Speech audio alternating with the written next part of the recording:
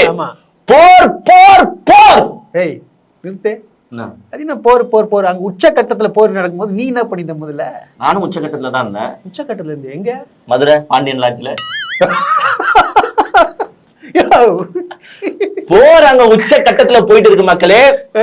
ஆனா எங்க அண்ணன் உச்சகட்டமா இருந்தாரு. எங்க இருந்தாருன்னா மதுரை பாண்டியன் லாட்ஜ்ல. ஆமாங்க, நீங்க மட்டும் தான் உச்சகட்டத்துல இருப்போம், நாங்களும் இருப்போம் உச்சகட்டத்துல. எங்க அக்கா விஜயலட்சுமியோட, இது நான் சொல்லல, நீ நான் சொல்லப்பா, எங்க அக்கா விஜயலட்சுமியே சொல்லிருக்காங்க. அங்க உச்சகட்டத்துல அடிச்சுன்னு செத்துட்டு இருக்கானுங்க மக்களு.